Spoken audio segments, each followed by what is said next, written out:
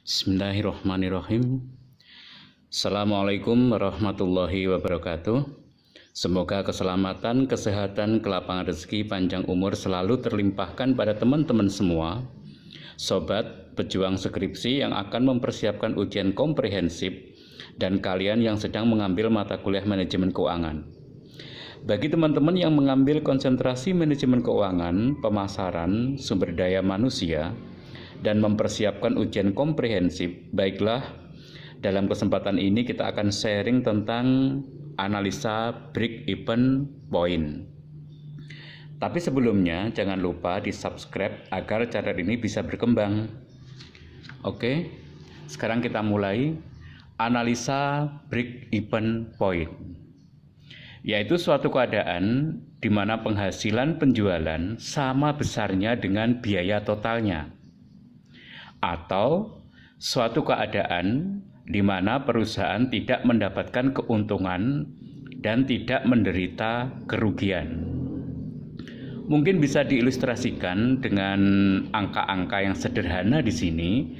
Secara umum, jika penghasilan 500 dan seluruh biaya yang dikeluarkan 300, maka di sini akan plus 200. Kita istilahkan sebagai laba. Kemudian jika penghasilan 500, biaya juga 500, maka 500 dikurang 500 adalah 0. Kondisi 0 itulah kondisi BEP. Kemudian jika penghasilan 500, biaya yang dikeluarkan adalah 750, maka akan minus 250. Itulah suatu kondisi yang dikatakan sebagai rugi.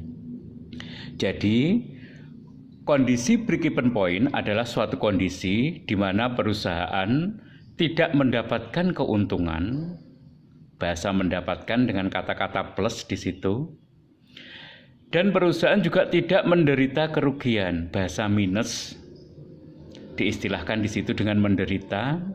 Oleh karena itu, break-even point adalah bahasa yang tepat, suatu keadaan di mana perusahaan tidak mendapatkan keuntungan dan tidak menderita kerugian. Beberapa literatur atau daftar pustaka yang bisa digunakan sebagai rujukan yaitu miliknya Bambang Rianto di tahun 2010 dengan judul Dasar-dasar Pembelanjaan Perusahaan edisi 4 yang diterbitkan oleh BPFE Yogyakarta di halaman 359 hingga 374. Adapun bukunya ini teman-teman, Dasar-dasar Pembelanjaan Perusahaan, pengarangnya adalah Bambang Rianto, diterbitkan oleh BPFE di halaman 359, yaitu tentang analisa break-even. Kemudian literatur yang kedua yaitu Safarudin Alwi di tahun 1986 dengan judul Alat-alat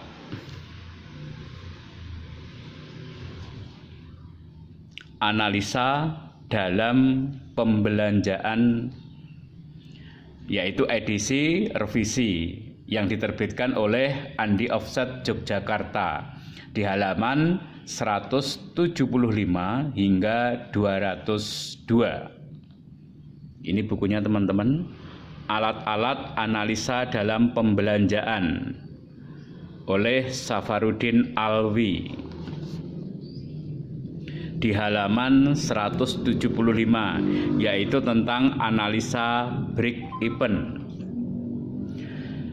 Kemudian literatur yang ketiga yaitu miliknya Indrio Gito Sudarmo di tahun 2002 dengan judul bukunya Manajemen Keuangan edisi keempat yang diterbitkan oleh BPFE Yogyakarta di halaman 177. Ini teman-teman, break-even point 177. Dan ada juga di halaman ini rasio break-even di halaman 281 hingga 287. Itu beberapa literatur yang bisa digunakan rujukan dalam analisa break-even. Kemudian nama lain daripada analisa break-even point adalah analisa CPV dengan istilah yaitu cost profit volume. Adapun yang dimaksud dengan cost, yaitu cost adalah seluruh biaya yang ada di situ, yaitu biaya tetap, fixed cost, dan biaya variabel cost. Jika perusahaan hanya mempunyai biaya variabel saja, maka tidak akan muncul masalah break-even point. Oleh karena itu, perusahaan harus memiliki dua biaya, yaitu biaya tetap dan biaya variabel. Adapun pada umumnya, yang tergolong dalam variabel cost, yaitu biasa bahan mentah atau bahan baku, upah buruh langsung, komisi penjualan, kemudian yang masuk dalam kategori fixed cost atau biaya tetap, depresiasi aktiva tetap, biaya sewa, bunga utang, gaji pegawai, gaji pimpinan, gaji staf, dan biaya kantor. Ini bisa Anda lihat di bukunya Bambang Rianto. Kemudian profit. BEP itu cenderung untuk memprediksi tentang keuntungan, perencanaan keuntungan. Karena dengan diketahuinya berapa yang diproduksi dalam kondisi BEP, maka perusahaan akan bisa memprediksi keuntungan yang diinginkan. Kemudian yang ketiga yaitu volume produksi. Karena dengan volume produksi, maka perusahaan akan tahu berapa yang diproduksi dalam kondisi BEP, rugi ataukah laba. Kemudian beberapa asumsi dasar dalam break-even point, yaitu yang pertama, biaya dalam perusahaan ada dua, yaitu biaya tetap dan biaya variabel, yang sudah disinggung di atas tadi. Jadi perusahaan yang kalian teliti harus punya dua biaya, ada biaya tetap dan biaya variabel, fixed cost dan variabel cost. Besarnya biaya variabel secara totalitas berubah-ubah secara proporsional. Biaya variabel per unitnya adalah sama maksudnya. Besarnya biaya tetap secara totalitas tidak berubah atau biaya tetap per unitnya berubah-ubah karena adanya perubahan volume kegiatan. Harga jual per unit tidak mengalami perubahan pada waktu Anda mengadakan suatu analisa atau penelitian. Perusahaan hanya memproduksi satu macam produk. Jika lebih dari satu produk, perimbangan masing-masing produk penjualannya tetap konstan. Jadi bisa satu produk, ya, perusahaan hanya memiliki satu produk saja, maka bisa dihitung break-even point-nya. Tetapi jika memiliki lebih dari satu produk, maka di sini rambu-rambunya perimbangan masing-masing produk penjualannya tetap konstan. Kemudian kita berikan contoh soal untuk pemahaman dalam analisa break-even point ini. Suatu perusahaan bekerja dengan fixed cost sebesar 300.000 biaya tetapnya, variabel cost-nya adalah Rp40 per unitnya. Ingat, variabel cost per unit. Kemudian P itu sebagai harga, yaitu Rp100 per unitnya. Dengan kapasitas produksi 10.000 unit. Maka dari data yang diketahui bisa dihitung BEP dalam satuan unit dan BEP dalam satuan rupiah. Adapun BEP dalam satuan unit rumusnya cukup sederhana. Fixed cost dibagi P dikurangi variabel cost. Maaf di situ saya kurang teman-teman, jadi fixed cost. Jadi fixed cost-nya adalah 300.000, P-nya 100, kemudian variabel cost-nya adalah 40, maka 300 dibagi dengan 100 min 40, yaitu 300.000 dibagi 60 sama dengan 500 unit. Jadi berdasarkan data tersebut diketahui ya, seperti contoh itu, setelah dihitung break even point-nya adalah 5.000 unit. Untuk mencari BEP dalam satuan rupiah, maka unit dikalikan dengan harga, maka akan diketahui BEP dalam satuan atau BEP dalam satuan rupiah. Oleh karena itu, di sini BEP-nya perusahaan dalam kondisi break even point adalah 5.000 unit. Sedangkan 5.000 unit itu rupiahnya adalah 500.000. Perusahaan tidak mendapatkan keuntungan dan juga tidak menderita kerugian. Kemudian bisa digambarkan di sini teman-teman, gambar daripada break even point. Garis ini, garis horizontal menunjukkan unit yang diproduksi atau yang dijual, sedangkan garis vertikalnya menunjukkan penghasilan penjualan dan juga tentang biayanya.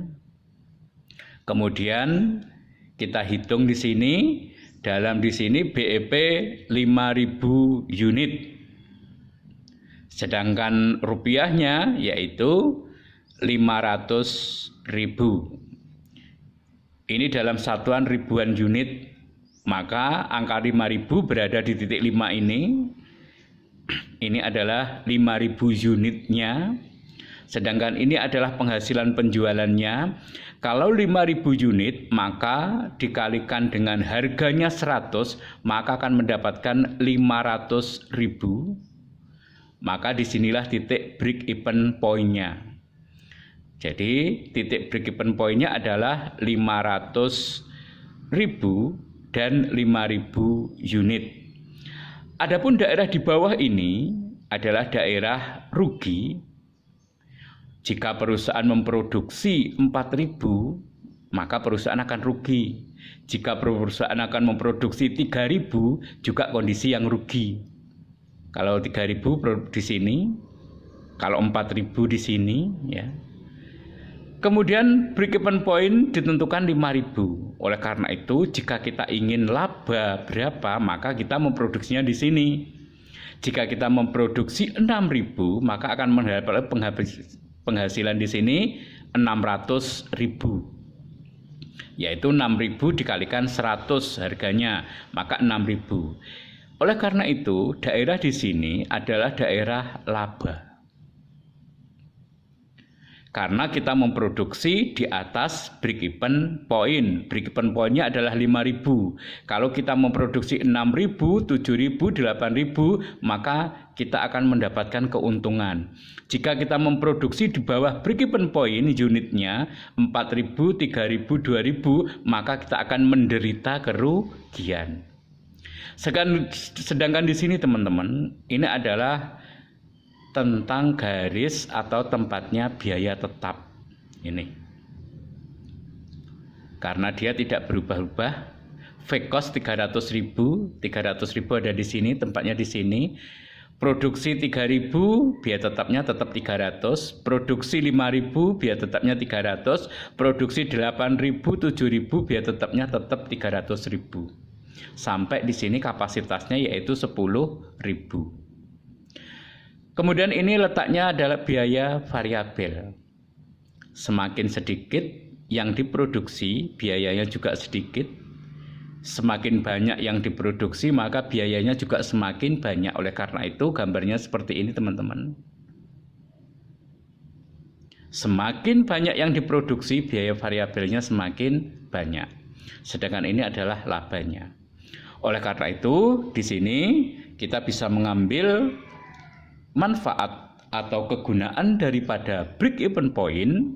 Yang pertama yaitu batasan produksi minimal. Artinya perusahaan harus memproduksi berapa perusahaan kondisi BEP. Di sini setelah kita mempelajari BEP, kondisi BEP adalah 5.000. 5.000 unit di sini perusahaan tidak akan mendapatkan keuntungan dan tidak menderita kerugian. Bahasa istilahnya bisa dikatakan pekpuk, bisa dikatakan kerja bakti.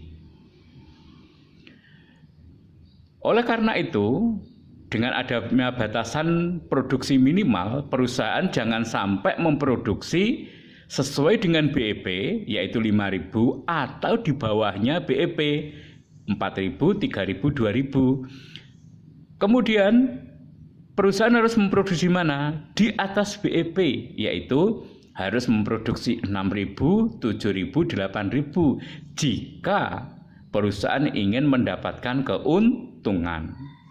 Dengan adanya break-even point, maka perusahaan akan bisa mendapatkan keuntungan berapa yang diinginkan. Di sini kondisi BEP 5.000, maka pendapatannya 500.000. Ini tidak dapat apa-apa. Jika perusahaan ingin laba 100, maka produksi 6.000. 6.000 ya, maka pendapatannya akan dapat 600.000. Maka di sini akan ada keuntungan 100. Secara umum seperti itu bahasa kasarnya. Jika kita ingin memproduksi 7.000, maka di sini akan ada 200. Oleh karena itu, kembali lagi break-even point sebagai prediksi keuntungan atau profitabilitas.